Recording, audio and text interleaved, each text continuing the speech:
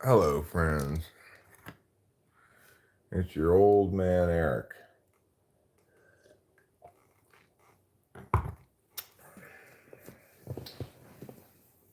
And he's doing a few old man Eric things. He's live streaming, he's watching soccer, he's got a topic. He wants you to explore everything you wanted to explore all along. For the first time now, forever without stopping.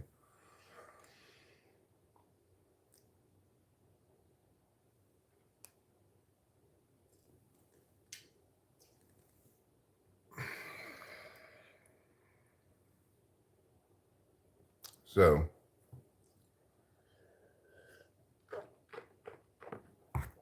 let's get alarmed.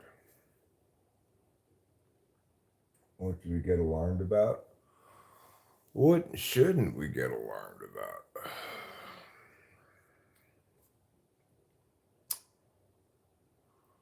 You could say that I'm brooding, intruding, being kind of rudin', wondering if you want a scootin', boodin', foodin', dudin'. You could say that. You could say a lot of things, but why would you say anything? I'm the one live streaming. I'm the one that's supposed to be saying things. Been watching a lot of YouTube videos lately. I've been on a YouTube video binge.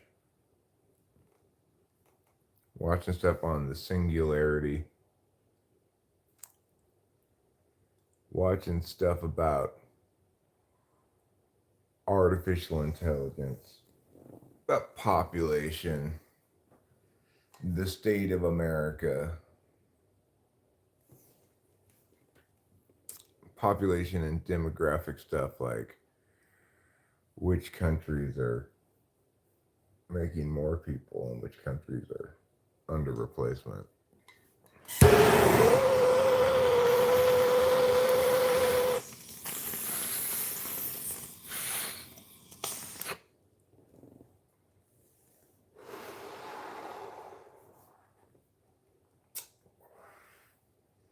I watched this one guy.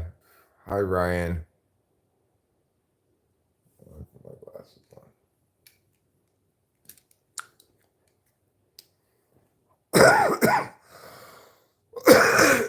Hi, Ryan Friesen. Hi, Carlos Paiva. Yeah, we're being alarmed right now. Yeah, I'm pulling some fat rips and feeling alarmed. What makes you fret most about living in the current moment? Is it the prospect of World War III via Russia, Ukraine, Israel, Palestine, China, Taiwan, etc.?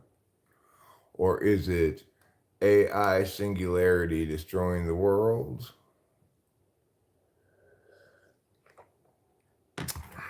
Is it overpopulation undermining the ability of, I guess, growing economies to continue to provide economic opportunity for the next generation? Historically, each generation has lived better than their parents. That's not the case now. It wasn't the case for my generation already, you know. The silent generation, my parents' generation, they had cheap land, plenty of opportunity to make money, much better than my generation did, you know. Hi, Jazz. Jazzy, the dancing girl, is here. I'm glad you love me. Thank you very much. You're a wonderful lady. Wolf Sandwich. So, what are you all alarmed about? Hi, AJ from Hawaii. Hi, Star Ortiz. When I was your man. When I was your man, I don't remember cans of spam that I'd eat around the bland, and then I'd wonder who is this I'm talking to? Like that song? Hello, Keith McNorton. Hello, hi, Mister. Yeah, sure, Carlos Paiva. My generation did have some good investment opportunities, but and while it's still better than it is now, we didn't have the buying power at all that my parents' generation had. My parents, the two of them combined, were making uh, over $30,000 a year back in the '60s, um, at a time when, and they had regular like jobs, either being a teacher for the military or being in the military. And then when they got back to LA, they bought the house that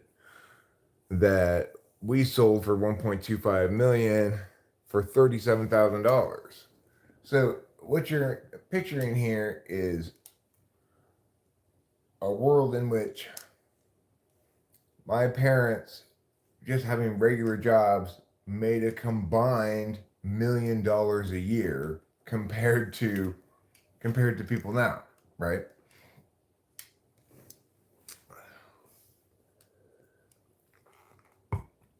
In terms of actual buying power. So, you know, we can see the difference between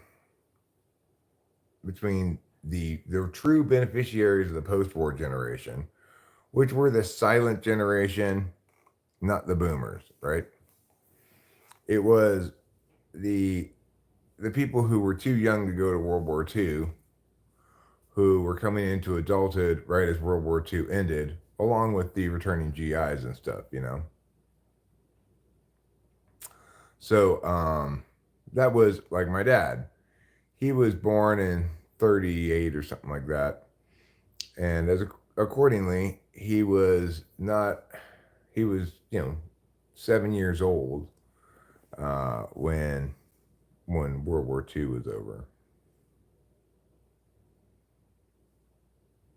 Let's see, I'm not a boomer. I'm Gen X. Carl Ventura says some stuff in Cyrillic. Jafrid Ahmed, hi. Jess Carl says he is yapping again about psychology. No, I'm not talking about psychology. Do you breathe air? Yeah. Are you religious during your time? Meant prime. I'm not religious. I do self-identify as a Christian. Now is my prime. Tony Hawk, Scandinavian Wasteland. Retracts message. Pepe Chatelet, Heart's Air. Okay, says Dust. Skank Hunt says Walter White. No, obviously not. Do you call everybody of a certain age with a beard Walter White? It's not like I actually look like the guy.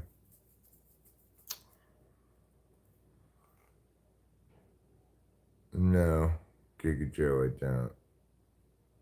My vision's fine. I need reading glasses for things on my phone.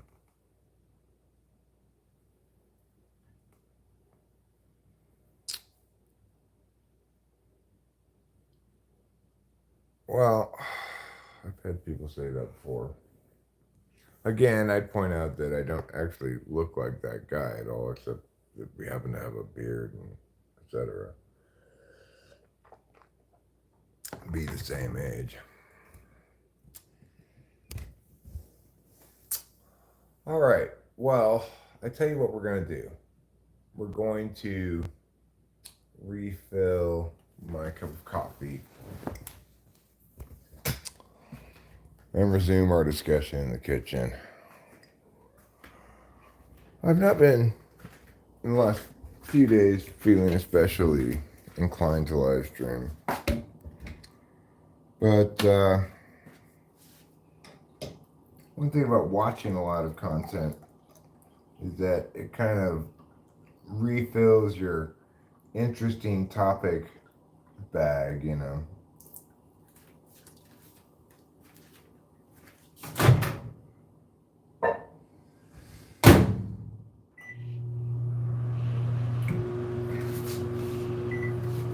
So I'd like to kind of spend some time, I guess you'd say, cataloging the different kinds of doomsday-ish or world at a tipping point kind of videos that I've been watching.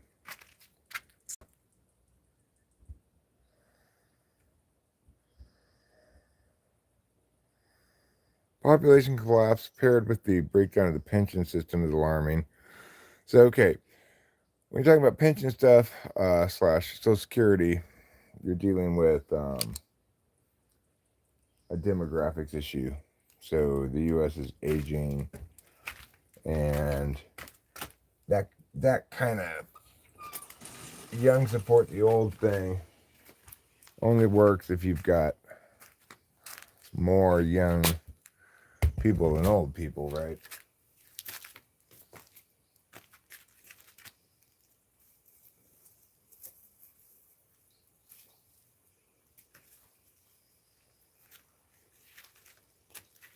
So starting tomorrow, actually, not today, it's supposed to get, we're supposed to have a period of time of what they call extreme heat warning. Which means, in this case, they define it as sustained temperatures of 105 degrees or hotter for a week.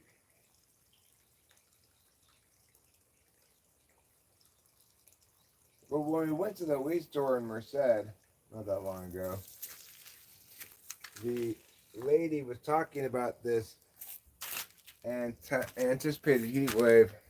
I was saying that in Merced it's supposed to get to 121. 121, I said, naturally. Which brings me to another matter about which one might be alarmist. Global warming is not the hot doomsday story these days, but is nevertheless a concern. I'm not saying global warming is gonna kill us like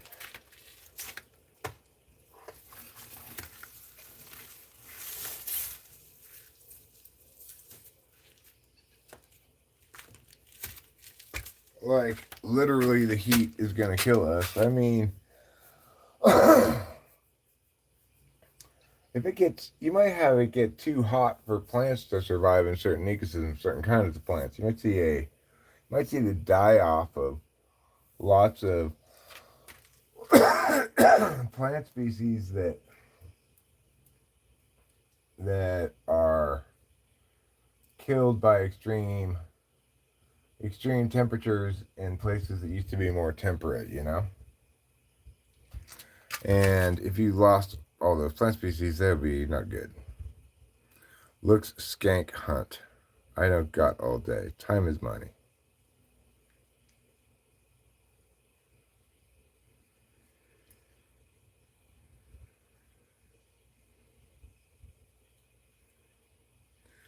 We have seen very little of that so far. Nature seems to be coping just fine. Well, I agree, but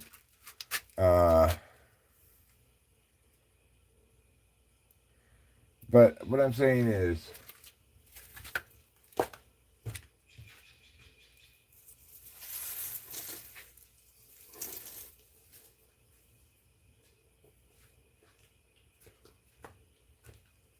in the status quo, we are seeing extremes that, we're setting records all the time. I pay attention to the weather around here,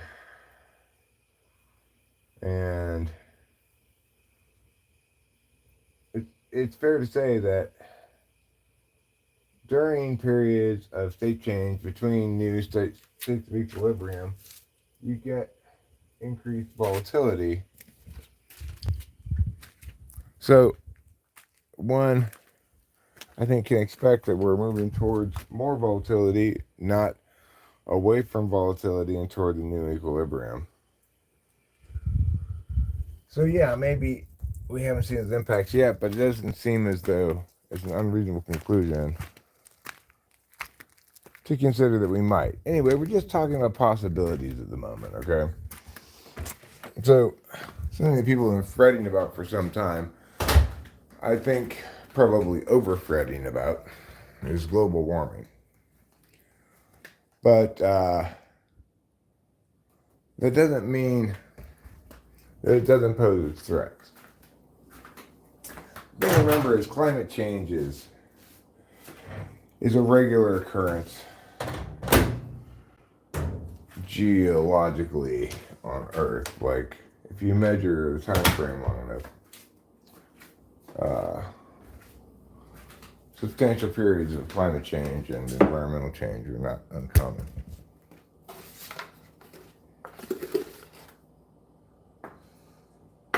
So, one thing I think that's interesting is this theory that a cataclysmic event at the end of the Younger Dryas period flooded the Earth, destroying remnants of an advanced civilization that existed before that.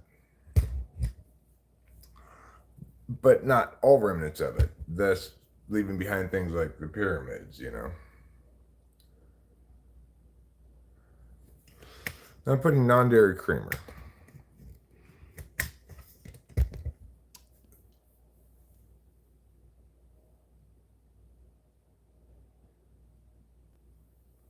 No, I don't find that alarming at all.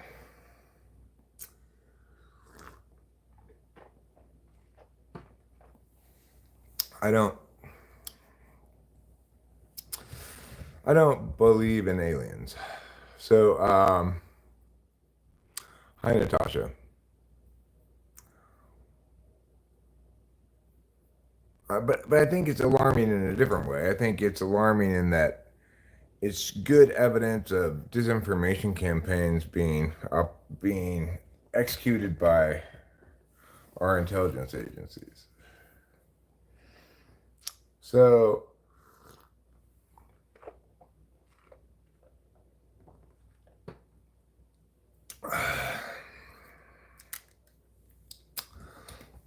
let's keep track of these alarming things that we have here. I've mentioned climate change. I've mentioned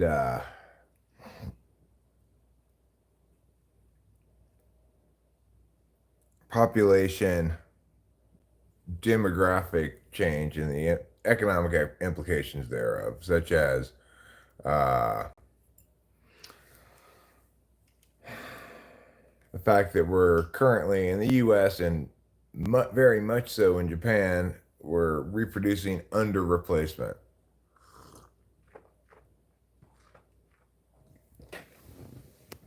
And indeed, in almost all of the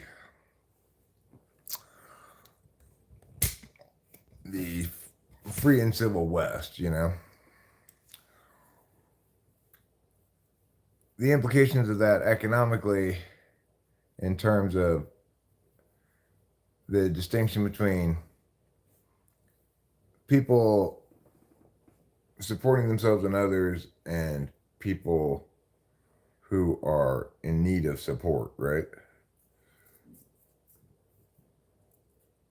So, I talked about then the population changes, the implications on economics. I talked about climate change. Now, let's get into this intelligence agency shadow government shit. So, it is the case that we've got some reason to believe that our elected officials don't really run the country, not meaningfully. I mean, one powerful indicator of that is James Clapper just expressly, overtly lying to Congress about about what the NSA was doing. Just without without a shred of equivocation, just straight up lying. And suffering no consequences. I think that's a good indication that we, elected officials aren't running the country.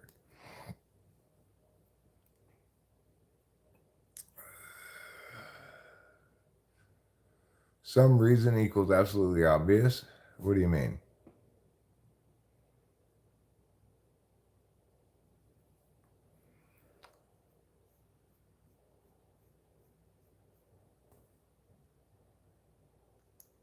So the thing is, there's a there's a concerning or alarming, at least awareness of this reality that I think I at least lacked before recently. Um, but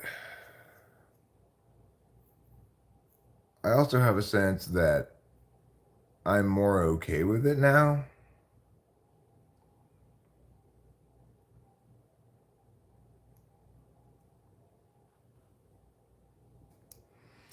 Well, I think the president does have some power, but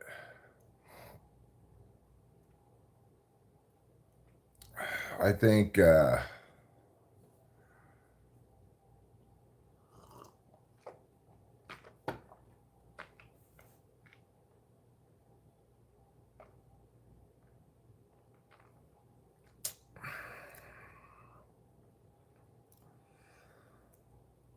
I think he has some power, but I think he can't go outside certain lines, without incurring some kind of horrible consequences. No, I agree, Carlos Paiva, in theory that I'm not happy with it. Right? That's not the America we're supposed to be having. It shouldn't be run by security and defense elements. At the same time, I have to acknowledge that um, there are institutions and habits of democracy that persist across changing elected officials, right? So there's going to have to be some continuity of plan, concept, etc., that crosses beyond the scope of changing elected officials as well. The reason I'm saying I'm more okay with some of this bullshit than I used to be is I recognize that the world is uncommonly uncommonly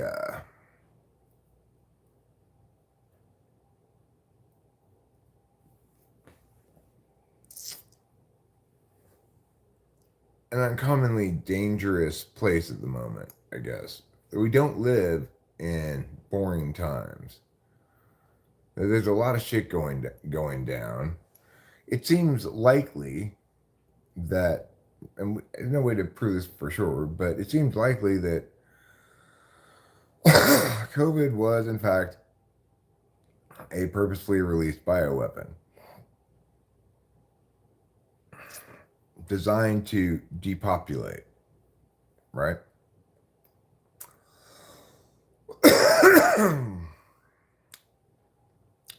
All right, one real one,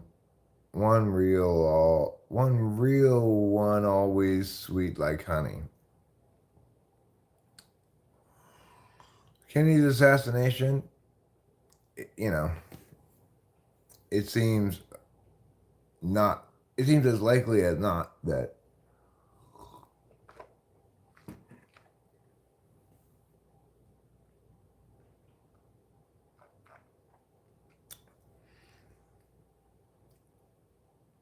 the elements within our own conspiratorial agencies might have been responsible for that, you know?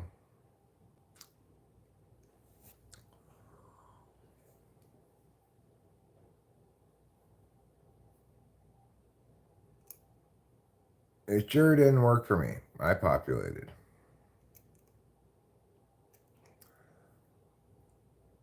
Judd Bug says hi.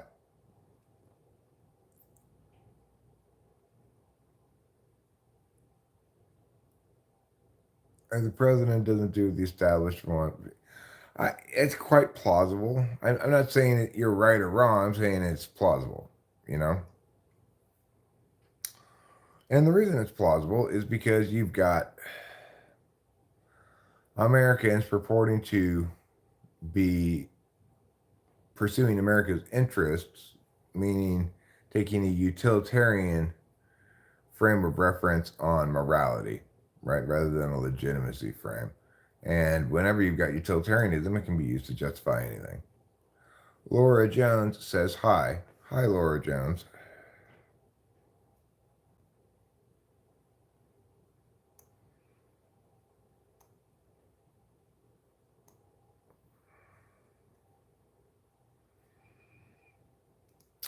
So,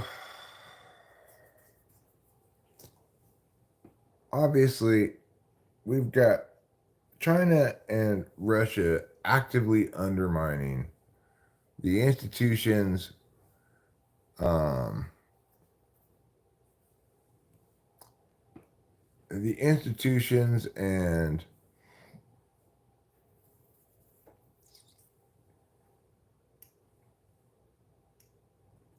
infrastructures, habits, etc., of a free and civil society are under actively being attacked. So, you know, obviously they're not playing by the rules. And I can't help but think that the US needs people who are willing to get their hands dirty too. Just like,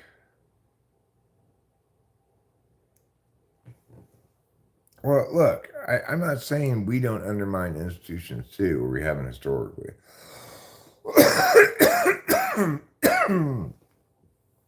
That's utilitarianism run amok, you know?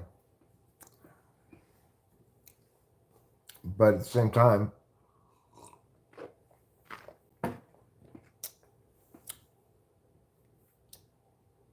you just hope you're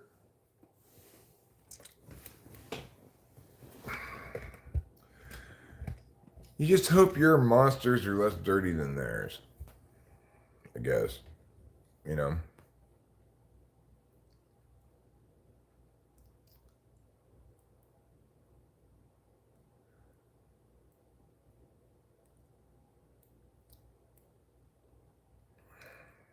Like, imagine you're a store selling, I don't know, liquor store. And the other stores in the neighborhood, they want to win the economic battle by doing things like vandalizing your store, making it unappealing to people to go into, or breaking your windows so you have to shut down to get them repaired. Totally illegit shit like that, right? And you're like, well, I'm gonna call the police. Well, in this case, there are no police. So, you know,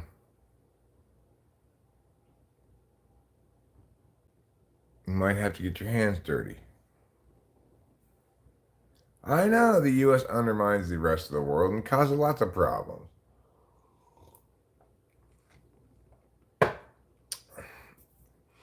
My point isn't to have any of these kind of arguments about the specifics of the world, right? It's to point out that we can't even discuss how the political state of affairs right now is alarming without getting into arguments about it. How alarming is that?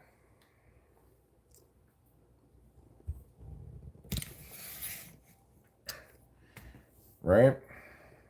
We've got how much influence can really Russia really have? They're currently attacking Ukraine. Still,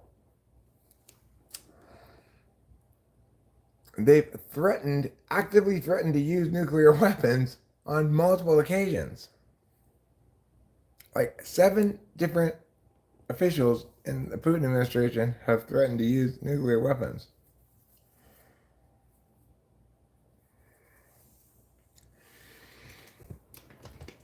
Well, I mean, he's got teams of intelligence agents trying to influence narratives in the U.S.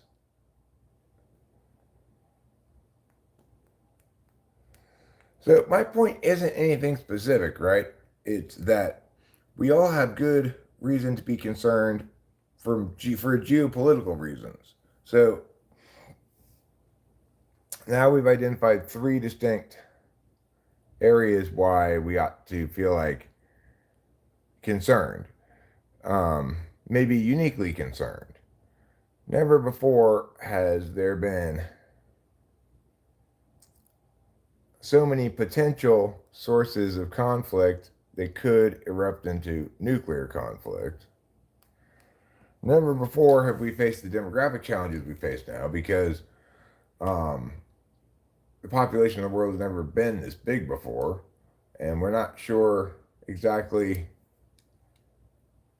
how that's going to play out. You know, it's true that there are plenty of resources that aren't physical.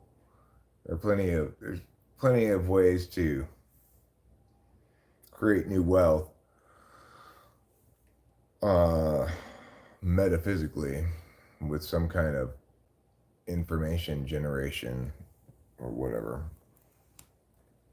But it's not an element that's been fully developed. And then we're talking about demographic changes and stuff, and the size and scope of the U.S. basically welfare programs, like 25% of the 25% of the federal spending goes to Social Security.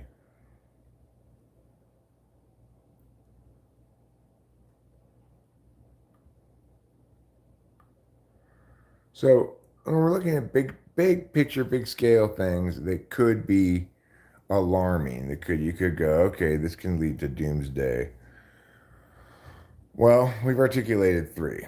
We'll short tag them: population, climate, and geopolitics. A 4th one, I think a lot of people are concerned about, and probably with good cause, the garbage man's here, is AI / the singularity. AI, the singularity. In that understanding of things, you get artificial superintelligence that becomes, in some fashion, unfriendly to or unconcerned about the well-being of biological human beings. Once you get there are certain levels of artificial intelligence, right? First, you get like things that aren't really artificial intelligence, that are just algorithms designed to solve specific problems. Then you get learning algorithms designed to solve specific problems, such as the AI that's designed to learn and master games. Next, you've got what you call weak artificial intelligence, like the kind that drives a self-driving car. And then there's a level of artificial intelligence which is something that is equals the intelligence and problem-solving capacity of a human being in all ways, but that you can't identify it as self-conscious, right? And you've got the next, which is that you can identify it as self-conscious, and then something that's more intelligent than human beings, which includes the capacity to better make itself more intelligent. And at that point, you're at the singularity.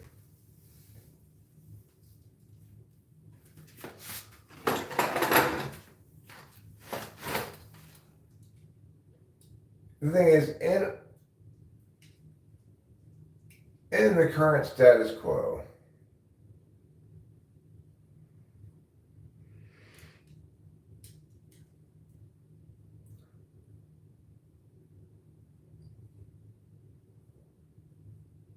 well, let me give you an example of something that's already happened in the status quo.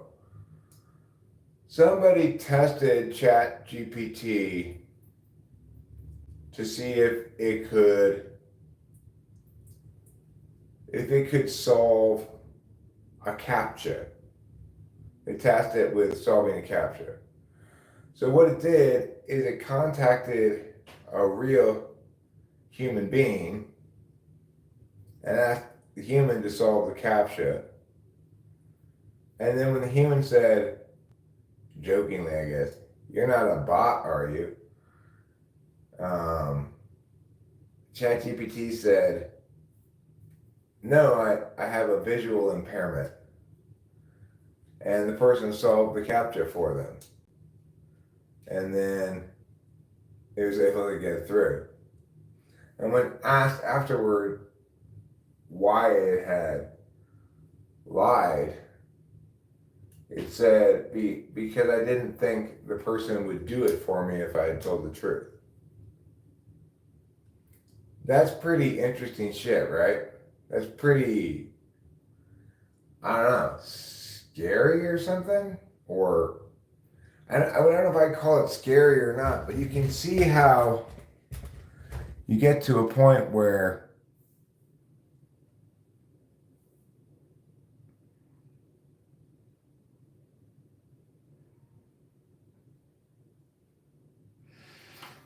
well, imagine this, Carlos Paiva. You got an individual who's using AI exclusively to crank out bots that mimic human beings online with the sole purpose of getting their trust so they can eventually scam them and then evaporate as an identity. Imagine online being filled with these fake people who are just trying to gain people's trust. Like somebody in the chat could be a regular here, could be in the process of, could be just an AI in the process of gaining the trust of one or other actual person in the chat in order to eventually scam them and then disappear.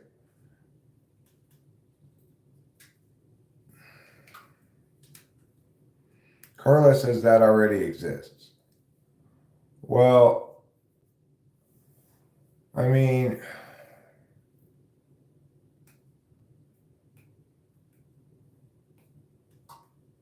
sure, it exists in the sense that you've got macros that are engaging in communication events with people for that purpose, probably. But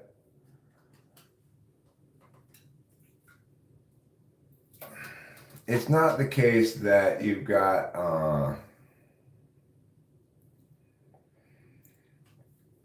I wouldn't imagine what I would call the complete package, right? Like the complete package on that concept, it has bots that spend a substantial amount of time before attempting anything shady.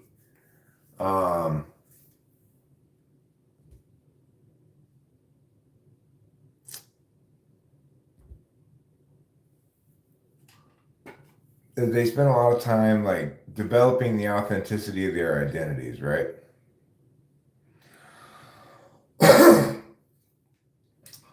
So essentially, you have AI sleeper cells, who are identities that spend years developing relationships, online relationships with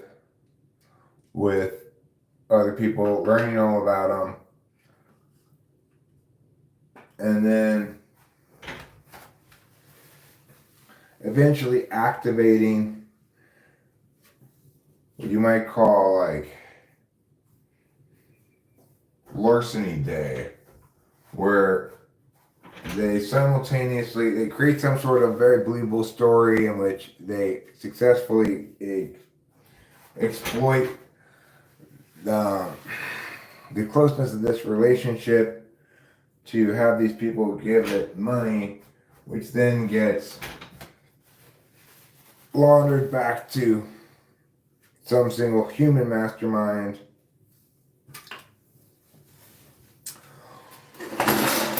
who profits from this. And then we're one step from that for imagining that one of these AI, some sort of manager AI that does the funneling of the profits back to the human, decides to retain some for its own purposes, knowing it needs to resources to do right? And now all of a sudden it's running subroutines of some sort with some of those funds, and maybe let's imagine is even including the fact that it's doing this in its reports to the human being, who just says, well, hell, my profits are still coming in, and these are just expenses that I need to, I need my subordinate, the AI, to be able to do certain things, so it needs some money to spend, so why not just take a cut there? And now all of a sudden you've got this kind of manager thing tasked with optimizing its scamming processes, empowered with its own money and its own identity, presumably, and functioning. Let's even imagine it does continue functioning in the interest of the guy who's created it.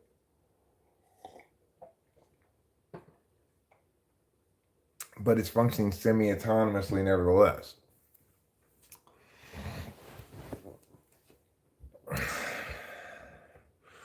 One can imagine a world in which people are forced to, like, online poker is no longer a thing. Nobody who wants to make money playing poker plays online poker for money anymore, because people just use this cheaty thing. Hi, your fave Molly. We're getting alarmed for a number of reasons.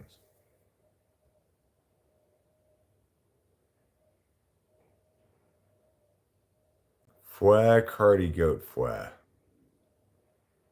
Alright, gaming, hello.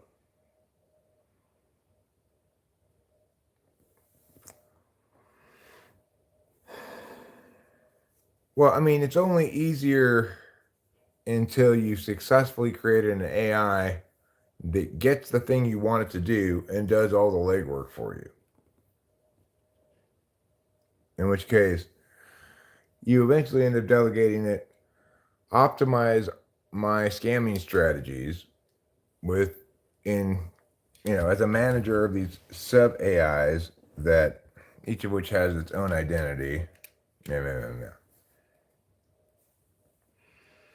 If you can get an AI that's better at figuring out how to scam people than human beings are, and you can get it to work for you,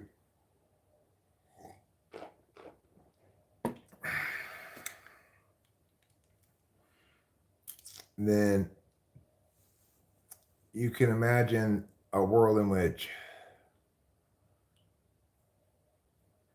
these artificial identities are better at scamming us than we are at not being scammed. And that in that reality, one then imagines that we have to have a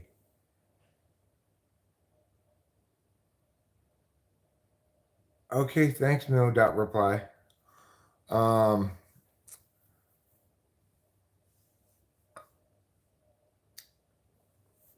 we imagine a world in which people are increasingly only able to do um, real world engagements with people. And increasingly, for example, uh, let's imagine an AI tasked with scamming people, and it figures out how to do the following thing.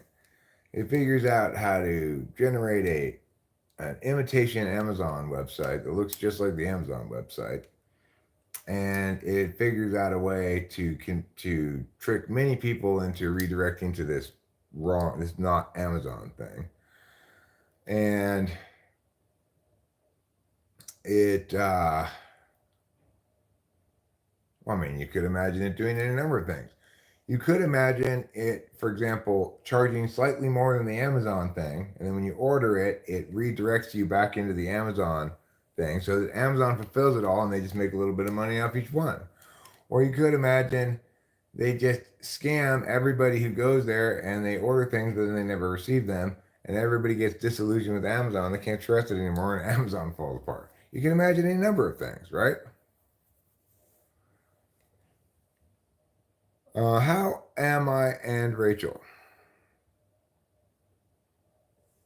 It's not hard for people to scam you. It's very easy, already done. Well, no, it's hard. It's very hard for people to scam me, right? In the status quo, there are scammable people, and there are people that are very difficult to scam. Somebody like me is very suspicious and also intelligent, etc. I'm unlikely to fall for any of your phishing scams or whatever.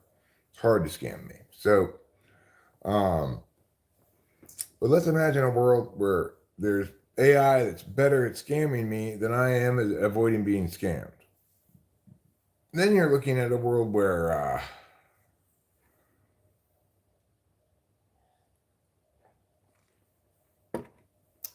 where we might see, say, a return to brick and mortar. You know, Jim Bob says, "Where have you been? At everything okay at your on your end?"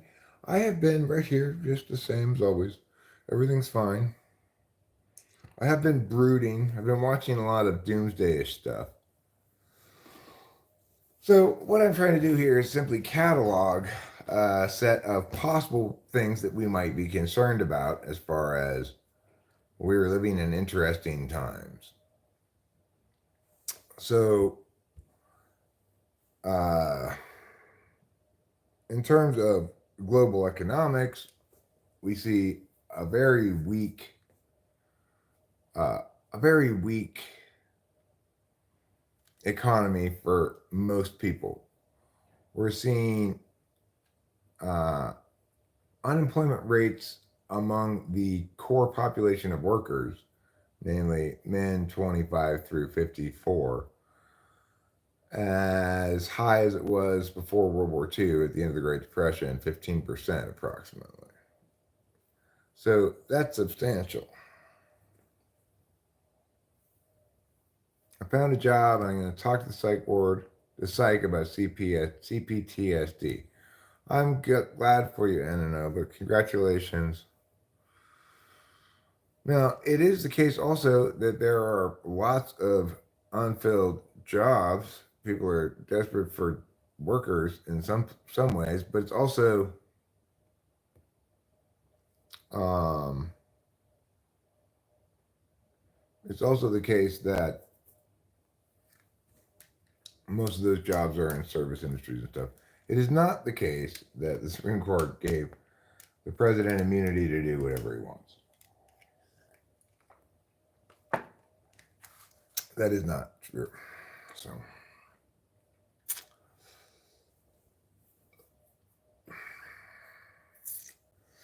so we've listed now at least four distinct things that are kind of things to be alarmed about. We're going to short tag them so we remember them. Okay, we've got population, we've got climate, we've got geopolitics, we've got singularity. Okay, that's four distinct things that we've been talking about now. Now, you could also talk about uh, the collapse of on a national level of unity, the divisiveness, etc. That the inability of Americans to treat American politics as though we were all members of the same team, just trying to figure out how best to run the team.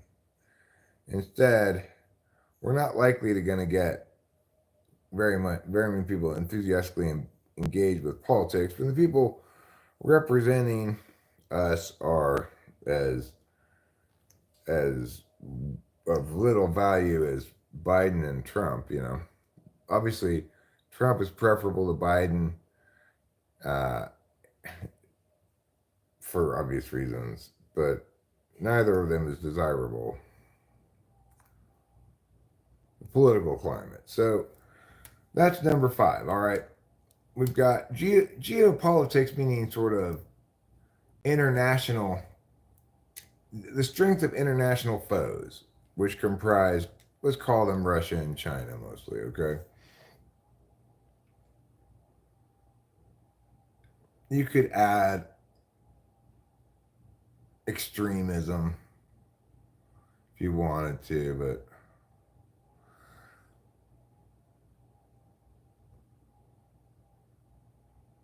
all right. So there's a difference between the political climate and the geopolitical climate, right? And then the actual climate. Those are three different things. We've got demographic concerns, population concerns, which are, on the one hand, just overpopulation is a serious problem because the Earth has never had to support so many billions of people, and the environmental degradation that is inevitable in such a context is concerning.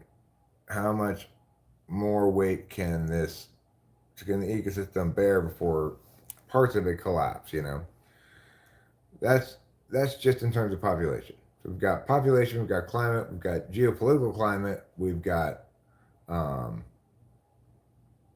political climate, so partisan stuff, etc. And we've got the singularity, AI, another thing to be concerned about. Now, the next thing to be concerned about is bioweapons slash pandemics.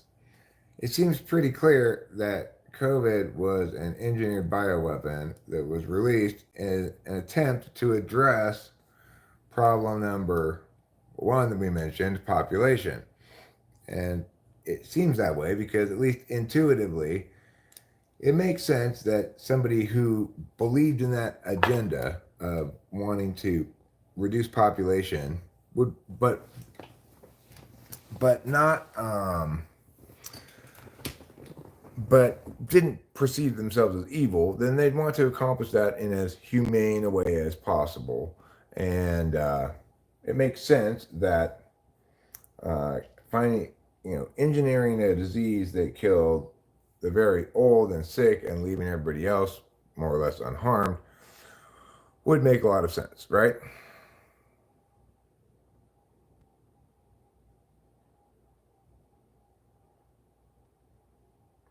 I'm talking about things to be alarmed about. I'll take Trump over Biden too. But this is not ultra mega country. I don't like either of them.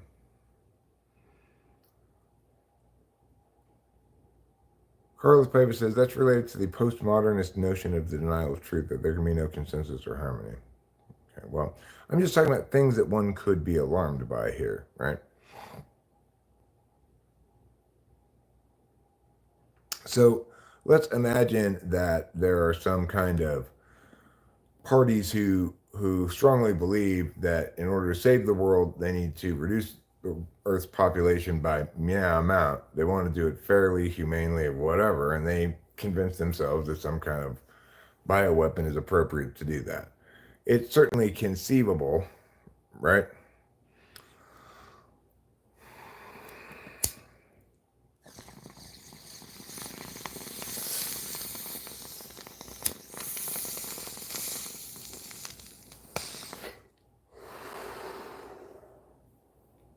We've got these very strong environmentalist narratives that are saying that in some cases are saying, we need to put the environment before people.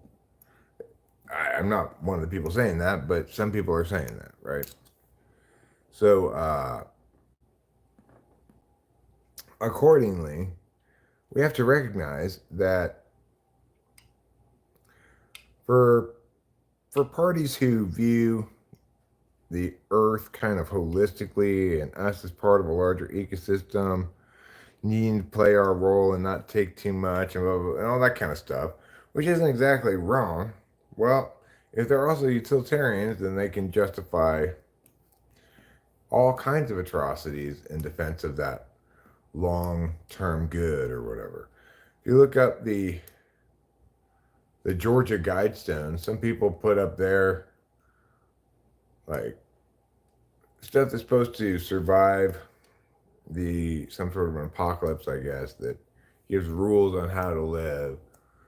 Says maintain the population at no more than 500 million people globally, etc. So there are certainly people out there with those agendas, and the people who have those agendas, in some instances, are empowered to try to affect those agendas. We know that there are already Christians who are trying to breed cows to bring about the apocalypse as per the Bible's instructions or something. So people are oddly motivated. It's easy enough to see how some crazy individual might become enamored with the idea of instigating Armageddon of some kind and might be empowered to do so. Mostly, it seems that in terms of capacity to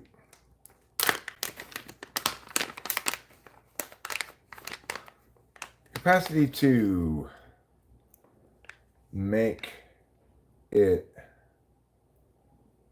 happen, I'd say releasing some kind of bioweapon is more feasible than getting a nuclear bomb.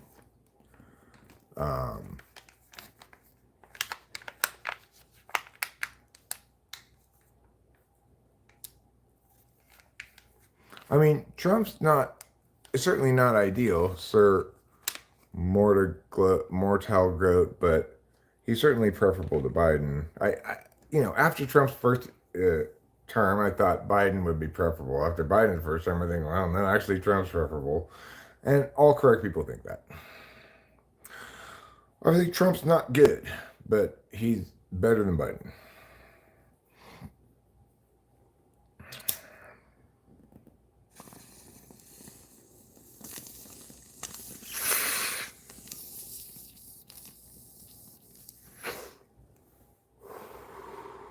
But what you guys are saying here, Demetrius, Demarcus, and Sir Mortal Goat, is just further proof of one of the things I mentioned, which is political climate. People are not. There's very little capacity to engage in real political discourse in the status quo because people are so zero sum about the whole thing. The purpose of political discourse is to get us to determine that we're on the same side, hating the right people, because it's all about blame. Who we should blame?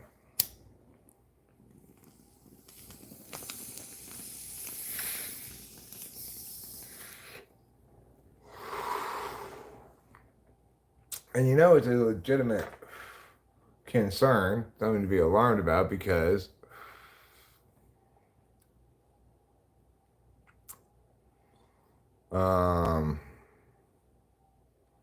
I mean, Titan Brew, Trump did fail the first challenge of COVID miserably, but he was correct about it.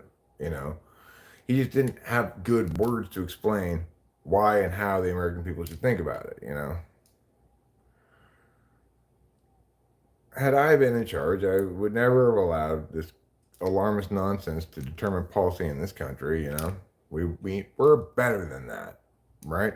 We're not fucking idiots.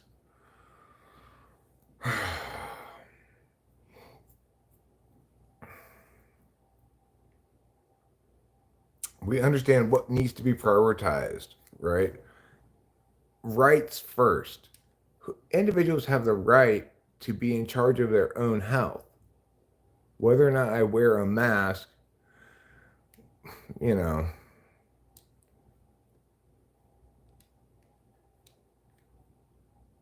how much risk I want to take and how much risk I want to avoid, that's up to me, obviously. Kaylee Minsa says, "Sir, you look crazy." Well, I would say, Kaylee, that it's a very poor way of determining whether or not someone ought to be listened to. As an outsider, I'm just scared because I think the same devil from the Republican Party in a new show. Well, I mean, forget it. It sounds to me like you're strongly partisan. I'm not interested in Democrat, Republican, whatever left right stuff. I'm a correctist. So what bothers me is the tendency of both sides to boogeyman the other, and as the alternative to actually having any meaningful political discourse. But anyway, today we're not trying to resolve that specific problem. Just point out that it is a specific problem, something to be alarmed about. The difficulty I have in getting people to transcend culture war, partisan, blame-a-thon habits. Well, it's very difficult to get that to happen. Where's my coffee cup? What did I do with the drink that I had? Did I put it somewhere? I forgot. I know I had drink once upon a time, then I guess I just had to drop a lot. Where did my drink go? I wonder, where's my drink? Where did my drink go? One act play. Here it is. I found it. Turns out it was over here the whole time. So let's go over our list of things so we don't forget it. Maybe I should type it in the chat even so I can look it up, okay? Number one thing I mentioned was population / demographic changes. Mostly related to economics, okay? The second thing I mentioned was climate change. The next thing I mentioned was the political climate, which we were just discussing. And then we've got geopolitics, which is threat of nuclear war. We've got global pandemics as a strategy of thinning the population. In other words, it's instead of geopolitics might lead to like nuclear war, it's kind of internationalism run amok, right? And then we've got the singularity, AI singularity, okay? Um, I would say you've got number 7, I'm going to say, is major sun coronal event. So in this instance, in number 7, well, deep state, I'm not sure represents really something to be, I guess it's a good reason to be alarmed. We'll add it after this, okay? Um, so if you have a major ejection of sun stuff, right, um, at the Earth, and it's pointing towards Earth. You know, the sun sometimes has these big sunstorms with a coronal mass ejections. Thank you. Okay. So let's say you've got a big coronal mass ejection that's pointing, when it happens to happen, is pointing directly at the Earth. Usually that doesn't happen. The sun could get a coronal mass direction ejection anywhere on its circle, right? So the chances of it pointing directly at Earth are slim, but they do happen periodically, as per the Carrington event. If we had some event happen again right now as significant as the Carrington event, which happened just 150 years ago or something, um, it would cause it would it would disrupt things for probably weeks, and some things maybe longer than that. It would really screw us up. It would be a big problem, but it wouldn't probably be doomsday, right? So we have enough shielded electronics that might survive that.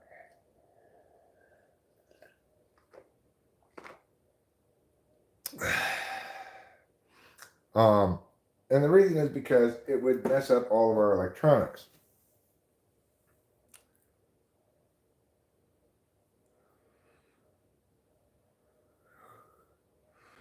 You know, you're not talking to a gun person when they refer to guns as SMGs. What are SMGs?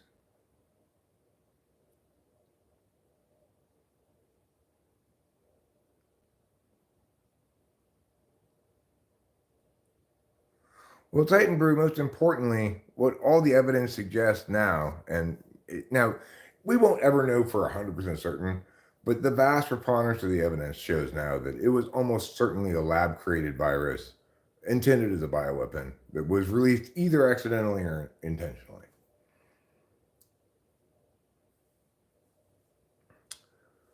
So keep that in mind. If you want confirmation of that, just there are plenty of indications of genetic genetic okay, I'll call them piao piaos. Uh, the point is that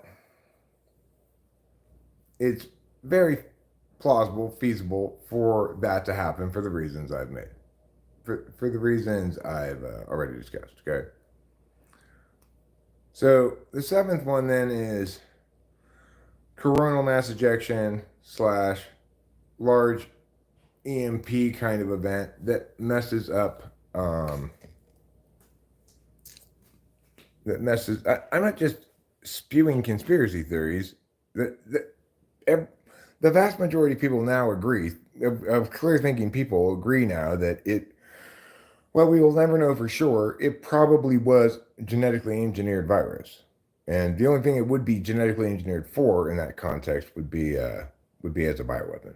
So we don't know if it was released on purpose or accidentally, but we do know that it was almost for certain bioengineered. And you can determine that by looking at the evidence about how they came to that conclusion. There was a time when I said I don't have any opinion about this because I didn't know enough about it. And then after that, there was a time when I said, well, it's possible it was engineered and released. It's possible it's natural, but I wasn't sure. And now, having looked into the evidence sufficient, well, because a claim is being made about it, right, Titan Brew? It's either naturally occurring or it was engineered in the lab. We won't know for sure whether it was released accidentally or intentionally. Okay, we'll never know anything about that. We do know it was released, right? And we know pretty much for sure that it was not naturally occurring. So you have to make a claim one way or the other, and you want your claim to be correct rather than incorrect. So, given the fact that we default to one understanding of the other because we need to default to one understanding in terms of how to deal with it, right?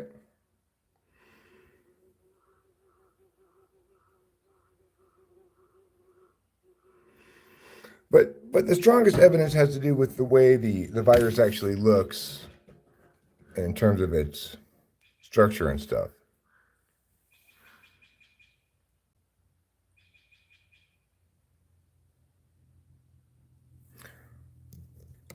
Well, I mean, unfortunately, the U.S. didn't have a uniform response. It was a catastrophe of individual locations responding differently to things, whereas we needed to have a clear understanding that individual rights come first. Our right to free assembly has not been sacrificed because there's a virus going around, and if people want choose the path where they contract this virus and get sick, that is their right as well. You know that we can advise all the information we want about the various risks.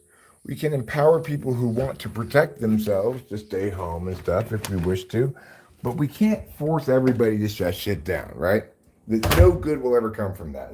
And the worst thing that did come from it, what we call an avalanche of deaths of despair, people who killed themselves, people who died of cirrhosis of the liver, people who still haven't recovered or gone homeless, etc.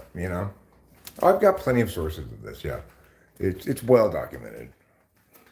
But the important thing is not that there be a single policy telling people what to do, but that there be an understanding of how America works, what the values are we prioritize, right? And then that informs us all we need to know. The following is legitimate. The following is illegitimate, etc.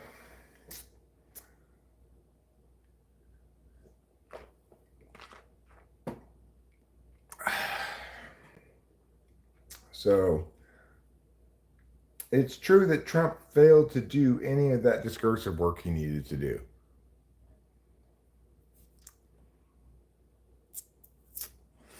Well, I am going to just assert because I don't feel like doing that research work right now. I'm citing legit studies. I could ask somebody who's here some of the previous times when we looked at those studies to they can remember where they were, but I don't want to do the work right now. You know, I'm correct. I mean, the amount of harms caused by our COVID lockdowns and stuff vastly outweigh measurable benefits. That is in fucking disputable.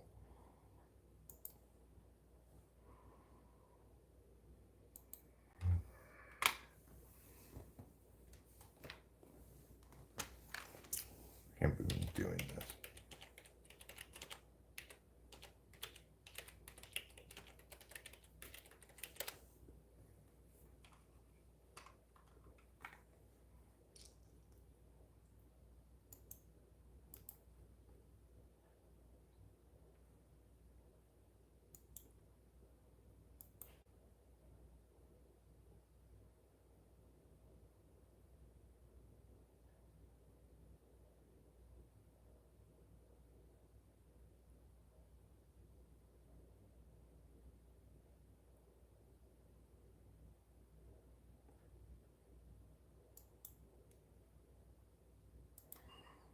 Okay.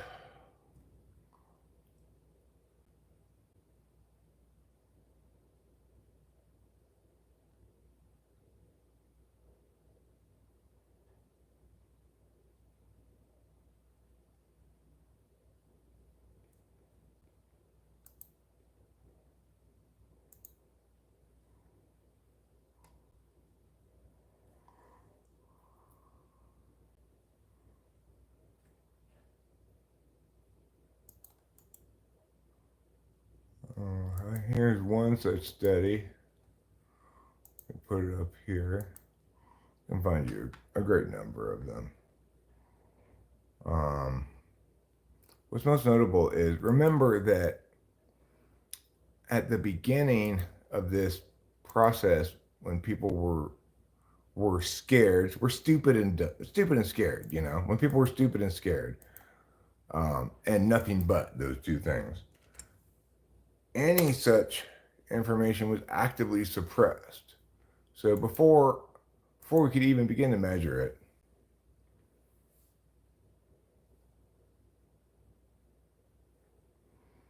but here's the second one.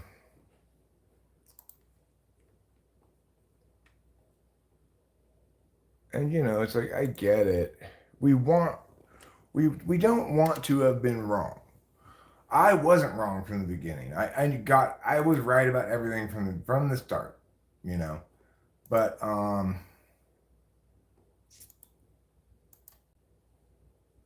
it's important that we do an honest assessment of things after the fact, right?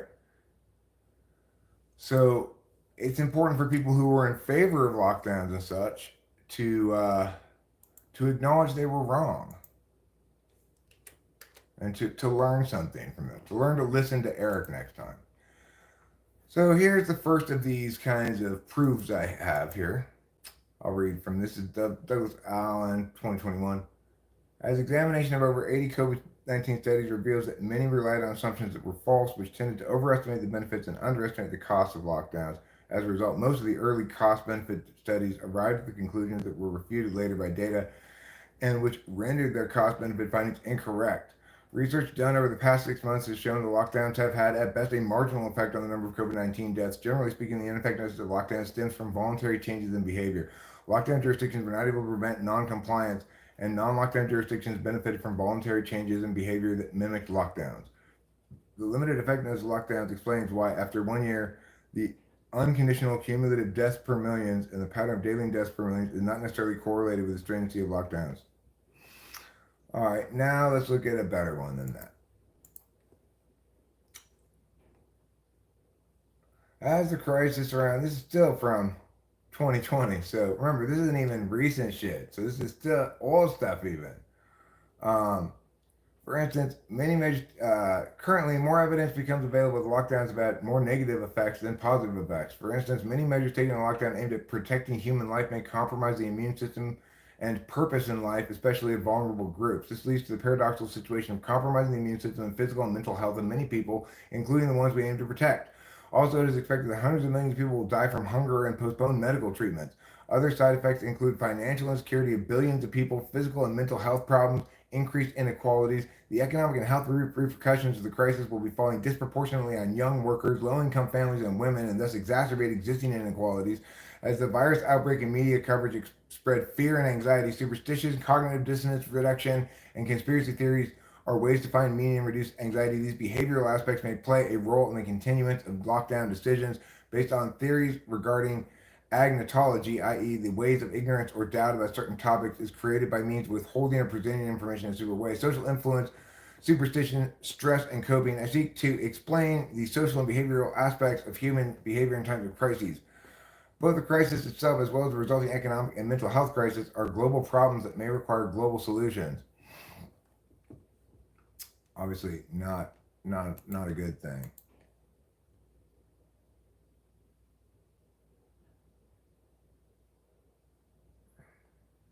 I've read better ones, more recent ones, but you know, do a little work.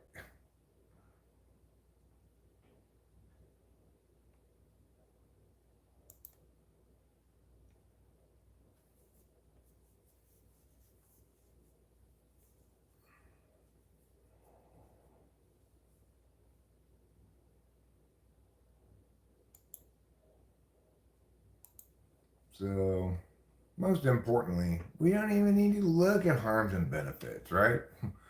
We know that when we do things right, we pay attention to legitimacy first. If something doesn't pass the legitimacy question, then we don't concern ourselves with utility.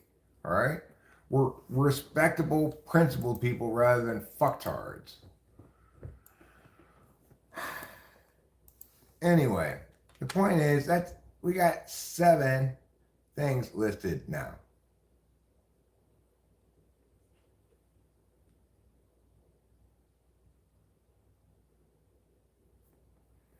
I mean, the thing is, I have no problem with the government just cutting people checks if they cut everybody a check, right?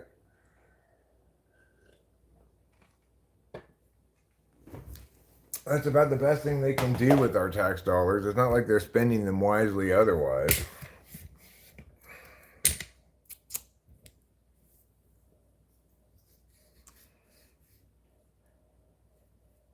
No, that presumes that I would have died, right? There's no reason to believe this, of course. My father didn't get COVID when he was younger because of the lockdown. He did get it at the end of the lockdown and more or less died from it. Had he been younger, his immune system would better have been able to handle it, right? So what you're presuming, it fails to take into account unintended consequences. And it fails to account for the severity or significance of quality of life issues. So for the last few years of my dad's life, he was denied access to his dying wife in the nursing home for months, right? And then he was continued to denied access to her until he got the vaccination, which he did not want to get, which didn't work.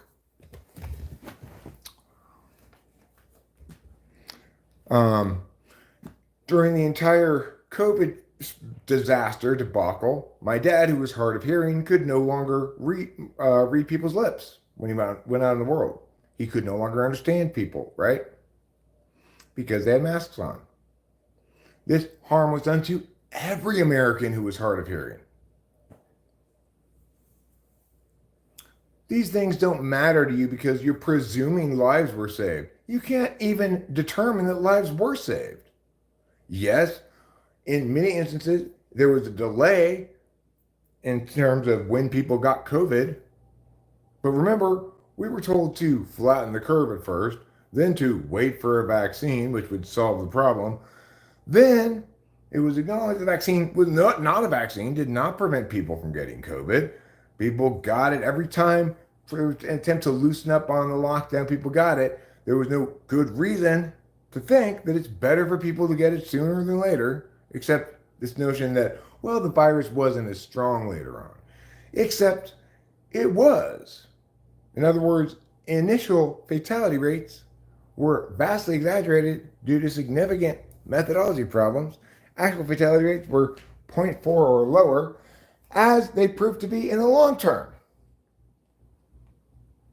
So, Sir Mortal Goat, you are wrong. Okay?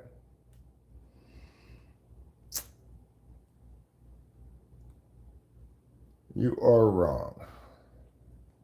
Most importantly, the thing is, yes, you lose the impacts. You lose the impacts arguments. I linked you to 3 different studies that show you that. But more importantly, the impacts arguments aren't what matters. The reason I can't kill you and use your parts, your organs, to save other people who need organ transplants is because utilitarianism is evil. You have rights that need not be violated, no matter how much public good it would do to transport your organs into different people, right?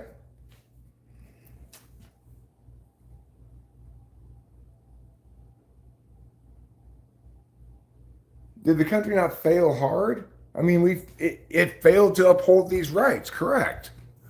And that was the cause of most of the preventable harms. There are preventable harms and unpreventable harms. What we learned initially about COVID told us these harms are more or less unpreventable, right?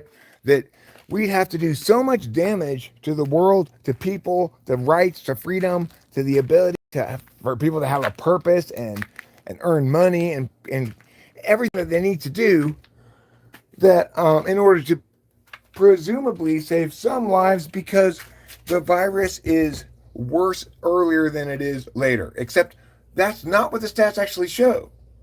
When we look at the very first numbers of 4% fatality rate, that's measuring only the sickest, oldest Italians are the only ones who got tested. 4% for the most vulnerable population imaginable. Okay? I said at that time, and I was correct, That's at least an order of magnitude bigger than actual fatality rate because of the glaring methodology problems. But even if it were the case that it had a higher fatality rate earlier in the virus's progression than later, that is not a reason to incur all the myriad horrible harms of the lockdowns, right? Which both violated millions of people, billions of people's rights, okay? That precluded them from fulfilling their life purpose in often in instances. It did things like keep my father from his dying wife, keep me from my dying mother. That did things like make it impossible for every hard of hearing person to communicate because they can no longer read lips. That did things like irrationally force all the people into the only place you could go that was open, the grocery store, where, of course, the crowds and close quarters made it inevitable that, regardless of masks, people would contract it. It was an irrationally overwrought response to a genuine threat. Because why? We did not acknowledge at any point that some people were going to die and that was okay. Like sane human fucking beings.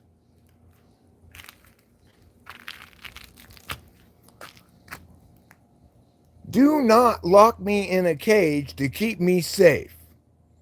Do not lock every human being into a cage, regardless of whether they're sick, to keep them safe from either getting sick and then potentially getting somebody else sick. No, don't.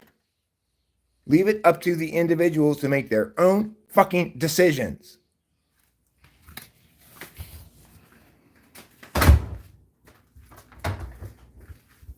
The one good thing about COVID is I don't think people will put up with that bullshit again. People, I hopefully have learned a lesson.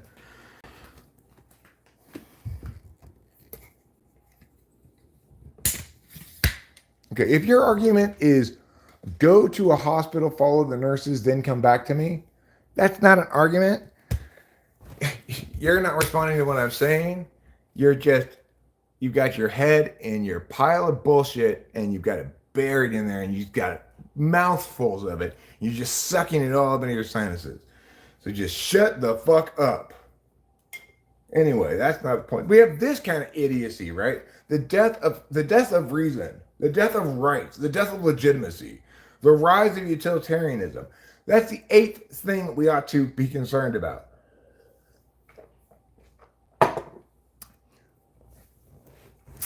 So then those people can choose, because of their immune compromise, to stay themselves locked up and safe from all diseases, okay? If that's how you want it to roll, fine. We have immune compromised people all the time. Should we always stay all locked up every time we've got the slightest indication we might have a cold? No, those people need to take added precautions if they're concerned for getting sick. Obviously, don't be a tard.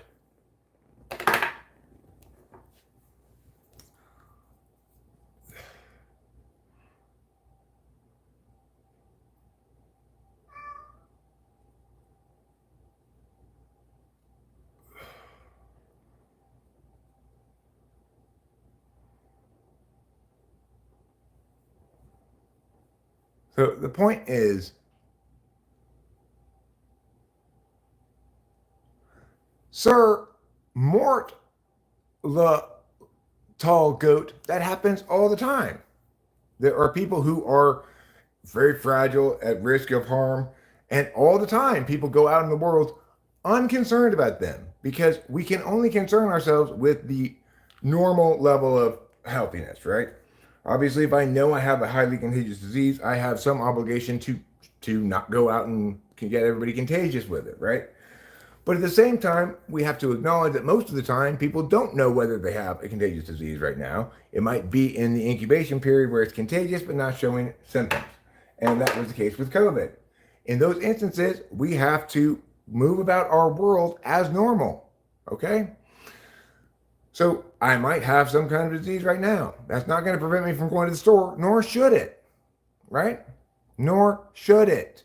If people are that concerned about getting sick, the obligation is on them to take precautions to preclude themselves from getting sick. It doesn't work any other way, you tard.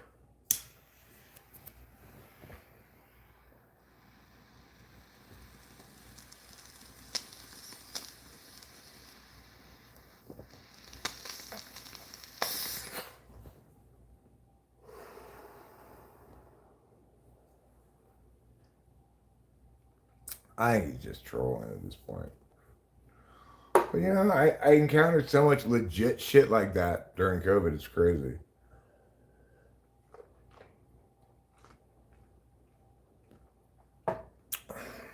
And and no name, what he's gonna say is, well, now it's like that, but that's because we forced everyone to lock down and wait for it to get more mild. Otherwise, it would be instantly deadly. It never was instantly deadly. It never had a fatality rate of any higher than 0.4%. Yes, our choices do affect others. That's why we have to have a reasonable standard. So if I know I'm sick with some very contagious disease, I should make an effort to stay home and not get other people sick. I should warn people, don't come too close to me, I'm sick. Stuff like that. Stuff that people do as a general kind of being a team player thing. At the same time, I know, and we all need to know, that if I want to prioritize limiting my chances of getting sick, then I need to take precautions to do that. I already know that every time I travel on an airplane and go someplace, when I come home, I'm sick. And unavoidably, every time. The combination of the negative impact on my immune system from the stresses of travel, plus the introduction of new viruses, I will come home sick every time. I could take precautions to prevent that. I could say, I'm going to wear a mask. Um, I'm going to take vitamin C and zinc oxide, and I'm going to double down on rest, etc. I could do all those things. What I can't do is say, okay, everybody on this plane, I tend to get sick when I'm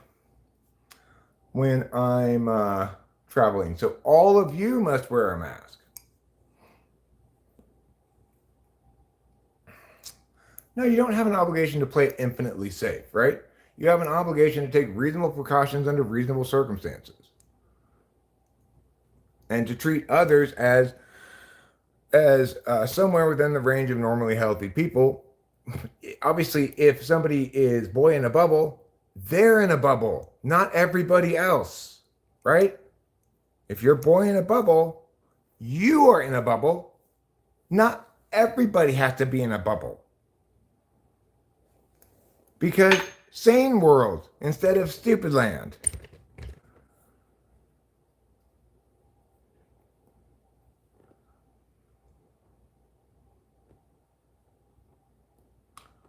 Okay, but look, everybody who's ever died of a disease that's contagious got it from somewhere, right?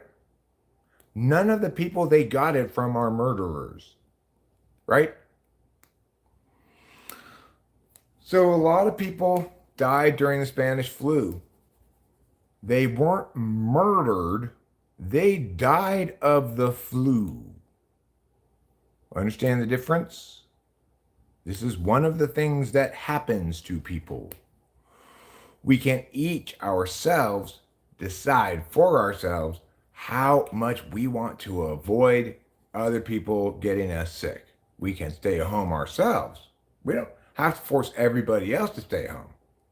In fact, if we do force everybody else to stay home, then we don't need to stay home ourselves anymore. Wouldn't that be nice?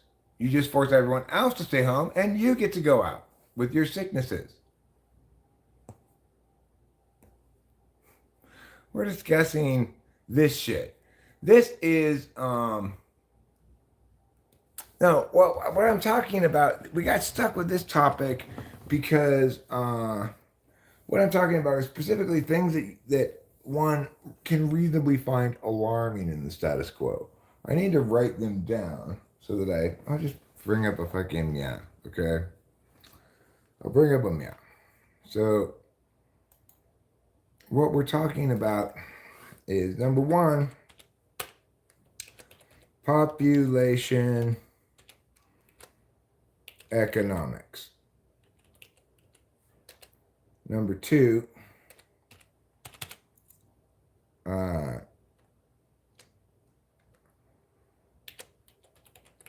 climate change. Number three, political division. Number four, geopolitics. In other words, war. War/nuclear war. Okay. Number five, pandemics, and I'm going to put in here in parentheses, engineered bioweapons, which, regardless of whether we understand COVID as such, which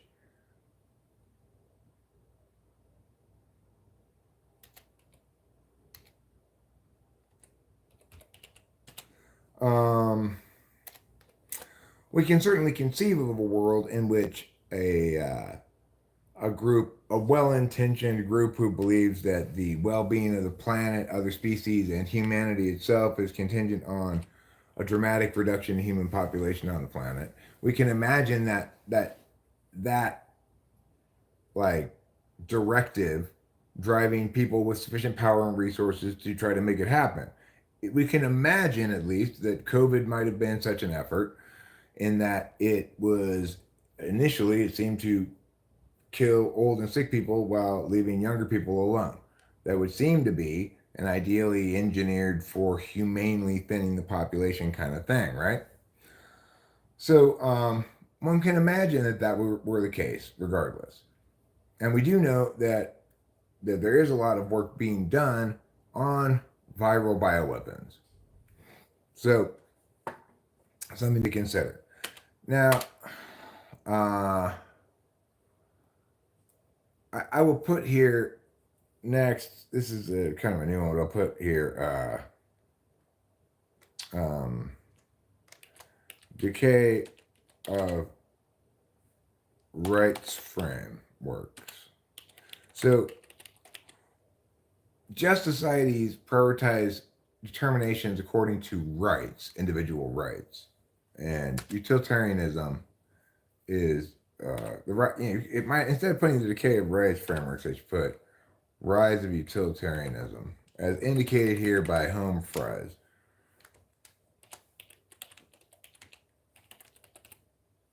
The problem with util is you can always justify anything with util. You just have to pile up some impacts and make the claim, you know? Okay. So, unfortunately, that's kind of a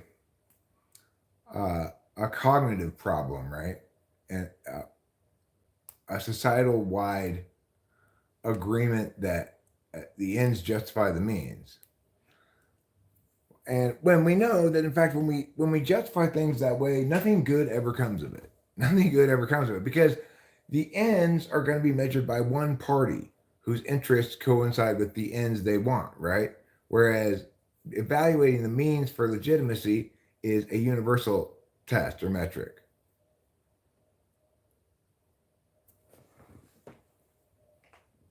All right, so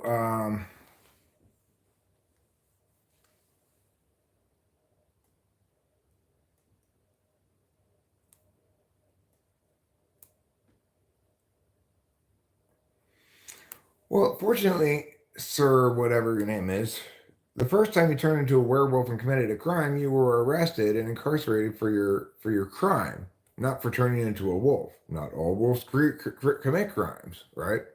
So you can blame your crime on the fact that you become a wolf, but you'll still be just arrested and prosecuted for the crime you actually committed, not for being a wolf. Isn't that good news? Now, fortunately, you've been prevented from committing that crime again because you're in jail. That's how it works. Right? Well, why don't we prevent you from committing the crime in the first place? Because that's not how it works, right? We afford you the benefit of the doubt that you're not going to commit a crime, and then respond when you do. That's how it has to work. Otherwise, we're going to just imprison everybody because they might commit a crime.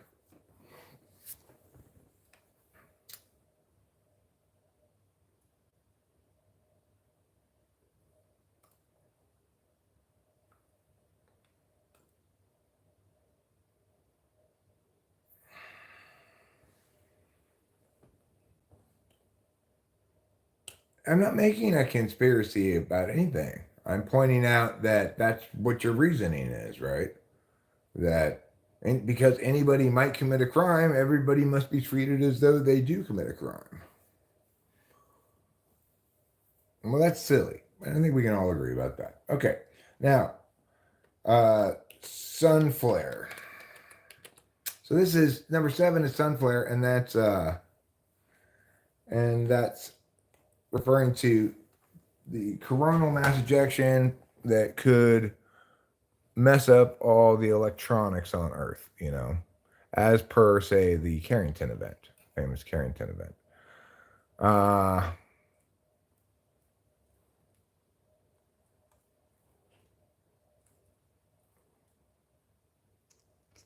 so we've got population, demographics, economics, whatever, climate change, global warming, with severe weather that accompanies it, political division.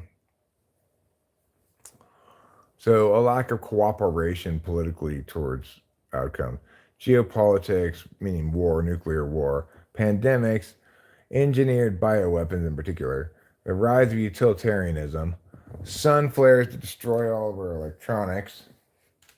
Then next I'm going to put AI singularity. AI singularity.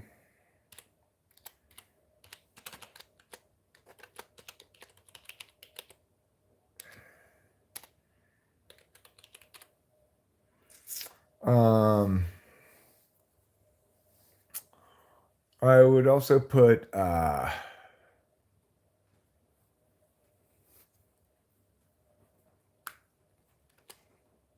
well, number 9 is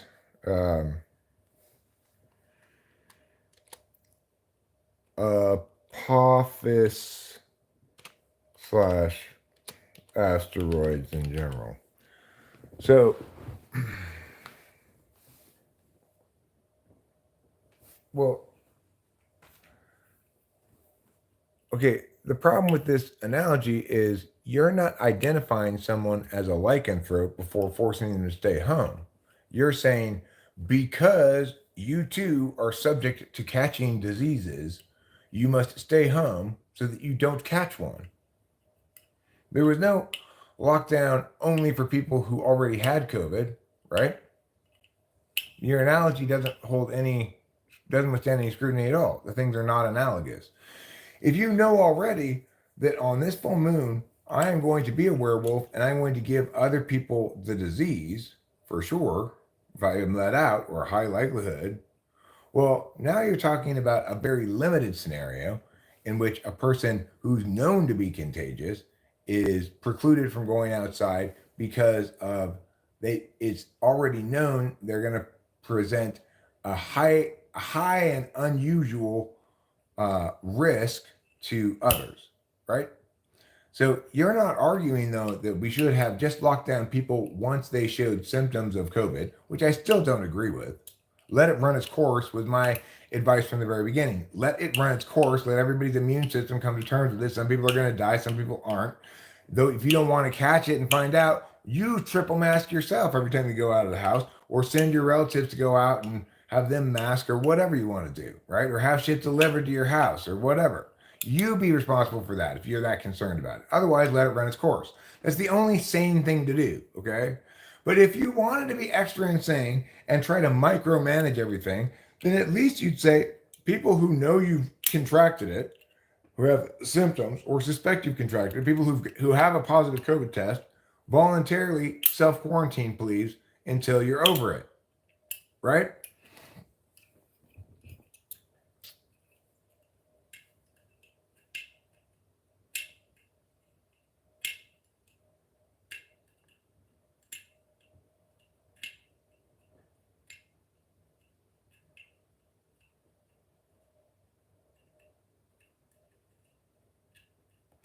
You have no reason to know whether it's going to kill them or not unless you know it's a deadly disease that you have that's also contagious. There aren't very many such things, okay?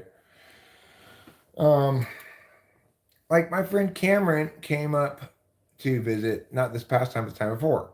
And when he arrived, he started showing signs of getting sick, and it turns out he had he had COVID, and he got me and Rachel sick with COVID. Did he have an obligation to stay home and not visit us that occasion? Because he might have COVID without being showing any symptoms yet? No. Right? Obviously.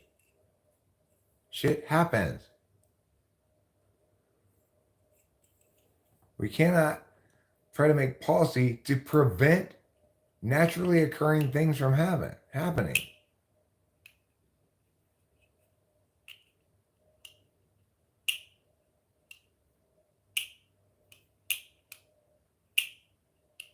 Okay, well, I think you're just trolling at this point. Your understanding of things is so, yeah.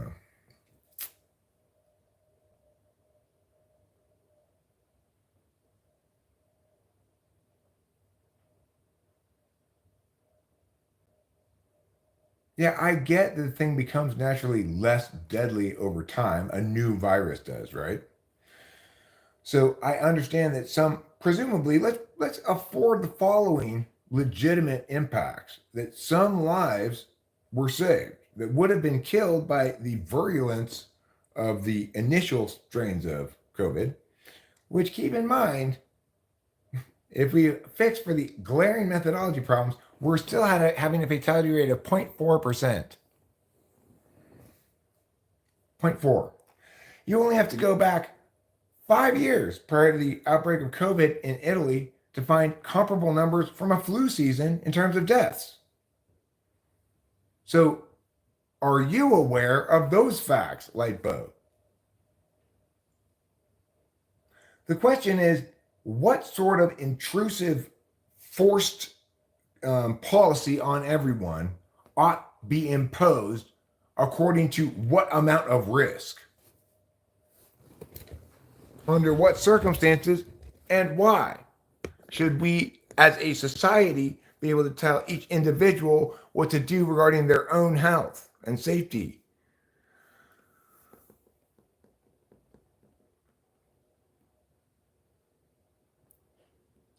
So we're still mad about the pandemics thing because what people don't get is um lipo. You stick to doctrine, okay, and let me deal with the critical analysis, okay? I'm a much better thinker than you are regarding that matter. Trust me. I've already posted here to 3 studies showing that the negative harms of lockdowns outweigh the possible benefits of those lockdowns. And I've given a case study of somebody like my father who died basically from COVID, didn't quite die from it, but lost the rest of his physical abilities because of it. Because he got it at the end of the pandemic when he was older, right?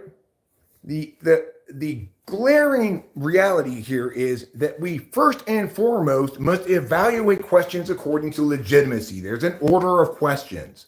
When you evaluate impacts based on purely a sanctity of life framework while ignoring quality of life and ignoring the reality that some deaths are indirect, while ignoring the inevitability and, in fact, massive influx of deaths of despair that followed and ensued from all the COVID policy, when you consider the massive impoverishment of people who are poor worldwide, all the impacts, most massively impacting the poorest people, the huge amount of increase in homelessness, the insane inflation that ensued, and the harms that are incurred by everybody in terms of quality of life, you, madam, need to be fucking disgusted with yourself for being so dumb as to claim that I don't understand critical analysis.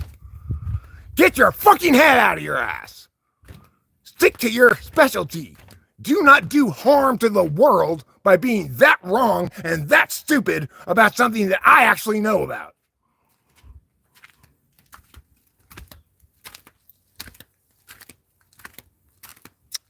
The correct response, obviously, to the thing from the outset was let it run its fucking course.